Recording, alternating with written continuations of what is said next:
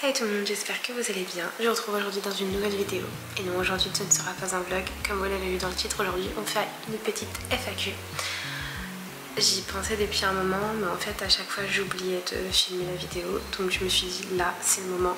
Surtout que j'avais oublié de filmer ma vidéo pour aujourd'hui. Je tiens à préciser que j'ai une tête de vraiment déterrée. J'ai mes règles, je n'ai pas dormi de la nuit. C'était abominable. Si vous entendez du bruit, c'est mes chats. Donc ne vous inquiétez pas, tout va bien. Je suis munie de mon café parce que là j'en ai besoin. J'ai des questions sous les yeux. Donc on va pouvoir commencer. Alors, première question. Quand est-ce que tu pars? On n'a pas encore annoncé la date exacte du départ. On part en janvier 2024. Vous faites quoi comme métier avec ton chéri? Pour l'instant on ne fait rien, mon copain est au chômage et moi je suis en formation prothésiste ongulaire car je veux faire une reconversion professionnelle. Quels sont tes projets en arrivant sur place? Je n'ai pas vraiment de projet à proprement dit en arrivant sur place. Disons que je verrai en fait comment ça se passe là-bas, je verrai comment je m'acclimate, etc. Est-ce que vous déménagez avec tous les meubles et tout le reste? Absolument pas. Non, vraiment pas. En fait, là on habite dans la maison secondaire de mes parents. On déménage avec nos vêtements et nos animaux. Mais non, on ne déménage pas du tout avec les meubles. Mes meubles, c'est les meubles que j'avais dans l'ancien logement où j'étais avant. J'ai juste pris ce que j'avais dans ma chambre pour les mettre dans ma chambre ici. Et ça va rester parce que ça servira pour la chambre d'amis. Mais je n'emmène rien avec moi. Je laisse ma télé, je laisse mon piano, je laisse ma guitare. Je laisse tous mes meubles. Vraiment. Et le reste, de toute façon, c'était pas à moi. Donc je vais pas le prendre non plus. Dans quelle ville vas-tu vivre? Alors, j'hésitais entre Montréal et Québec. Et finalement, j'ai choisi Québec. Parce que je sais que moi je suis quelqu'un qui adore les grandes villes, qui adore quand ça bouge, quand ça vit, etc. Mon copain lui il est un petit peu plus ville posée. Ville, mais ville posée, genre pas grande ville ou autre. Donc je me suis dit bon, histoire de s'acclimater, bah on va choisir Québec et ensuite on verra si on part à Montréal ou Toronto ou Vancouver.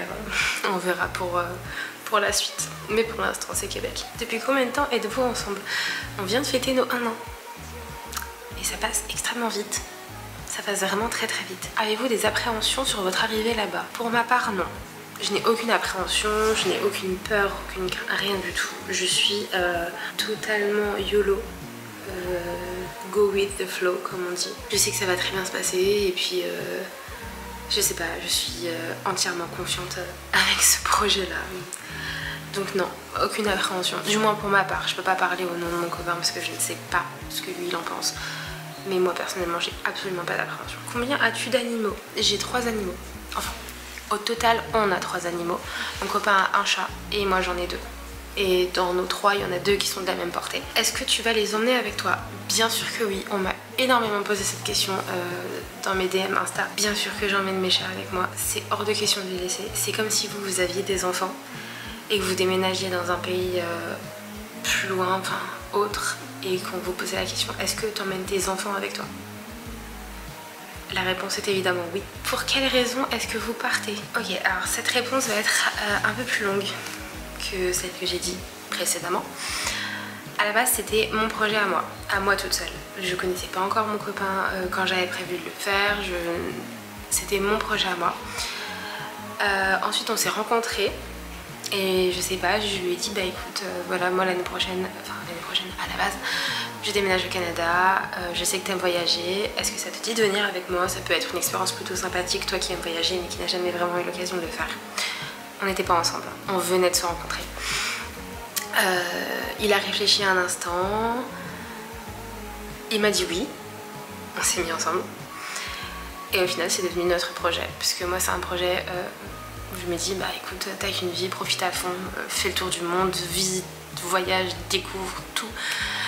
Et en fait lui c'est quelqu'un qui adore voyager mais qui ne trouve jamais vraiment le temps enfin qui n'a pas vraiment l'opportunité de le faire. Et en fait le fait que moi je sois vraiment là-dedans, ça lui a comme donné confiance et il s'est dit bah pourquoi pas. Donc ouais, mon projet en fait était de recommencer une vie à zéro ailleurs, tout redécouvrir, tout recommencer, mais vraiment j'appuie sur le bouton reset et je change de pays parce que c'est pas que je me suis un peu lassée de la France, mais j'aimerais découvrir autre chose, j'aimerais découvrir un petit peu plus du monde. Donc voilà la raison pour laquelle on part, sachant que de base c'est ma raison. Et au final c'est devenu la nôtre. As-tu un travail en arrivant sur place? Non, pas encore. Pour l'instant non, je n'ai pas trouvé, j'attends d'être sur place pour me décider un peu entre guillemets. Pourquoi avez-vous choisi le Canada? Alors, c'est un petit peu ma mère qui m'a donné quand même cette idée il y a quelques années. Parce que depuis que j'ai 18 ans, ma mère me disait vraiment limite une fois par mois ou plus: oui, tu devrais aller au Canada, c'est bien pour les jeunes, c'est un pays qui grandit, patati patata. Mais moi j'avais 18 ans, je n'avais pas envie de quitter la France, j'avais pas envie de bouger, sauf pour partir en vacances. Ah oui, j'avais peut-être un projet, c'était éventuellement déménager à New York un jour, ou enfin, je dis New York, mais aux États-Unis, au final non, au final pas du tout. Mais c'est vrai que j'avais très envie de partir vivre en Amérique, mais que le Canada c'était pas du tout un pays qui me tentait plus que ça. Et puis ma mère m'en parlait de temps en temps, puis à force de se prendre des non, bah, elle arrêtait de m'en parler, ou du moins elle le faisait plus subtilement. Un jour, j'étais en train de regarder des vidéos YouTube d'une nana que je suis, et il s'avère que cette fille-là, elle a déménagé au Canada pour ses études.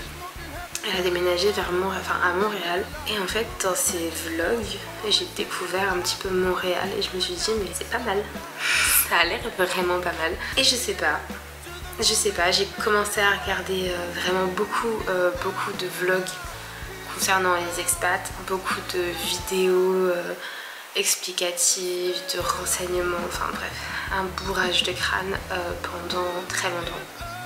Très longtemps. Et au final, j'ai appelé ma mère et je lui ai dit bah écoute, je pense que le Canada, t'as raison, c'est peut-être une destination qui pourrait me convenir. Et c'est pour ça que j'ai fini par choisir le Canada. Voilà, donc il y a eu deux facteurs. Ma mère qui me parlait de ça, et du coup cette fameuse youtubeuse que je suis toujours d'ailleurs, qui m'a un petit peu motivée avec ses vidéos à choisir cette destination là. Est-ce qu'il y a une autre destination de prévue? Pour l'instant, pas de destination de prévue, mais des idées. J'aimerais beaucoup visiter la Corée du Sud ainsi que le Japon, et mon copain aimerait énormément aller visiter le Japon. C'est pas des destinations qui sont prévues pour le moment, mais c'est des destinations qu'on aimerait visiter, découvrir. Alors, les deux questions suivantes, je vais répondre en une seule fois parce que c'est deux questions qui sont sur le même sujet. Donc la première question c'est comment trouver un logement sur place, et la deuxième question c'est sur quel site as-tu cherché un logement. Alors pour trouver un logement sur place, sans être sur place pardon, c'est compliqué sans être compliqué. Disons que si vous tombez sur des personnes qui sont honnêtes, ça peut le faire, c'est pas non plus hyper dur. Après faut faire vraiment très attention parce que souvent ils savent que les Français ne connaissent pas forcément leurs lois à eux ou comment ça se passe chez eux, etc. Donc c'est vrai qu'il y a pas mal de personnes qui vont essayer de vous arnaquer et tout ce qui s'ensuit. Donc il faut faire très attention avec ça, soyez très vigilant. Sans être sur place, je dirais qu'il faut vachement regarder sur internet. Déjà en temps normal, il faut regarder sur internet, mais d'autant plus quand vous n'êtes pas dans le pays concerné. Je sais que pour ma part, j'ai beaucoup cherché sur internet. Je suis dans énormément de groupes Facebook, de PVTistes, d'expats, etc. Et ça a beaucoup aidé.